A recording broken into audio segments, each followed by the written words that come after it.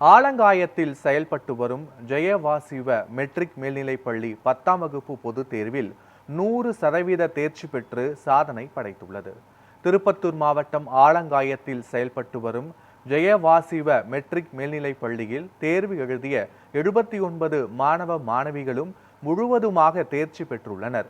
இதில் மாணவர்கள் சுதீசன் மற்றும் தமிழ்குமரன் என்ற மாணவர்கள் தலா 493 மதிப்பெண்களும், மாணவிகள் நவலட்சுமி மற்றும் மேகா என்ற மாணவிகள் தலா 492 மதிப்பெண்களும், கிரீஷ் என்ற மாணவன் 491 மதிப்பெண்களும் பெற்று ஆலங்காயம் வட்டார அளவில் முன்னிலை பெற்றுள்ளனர்.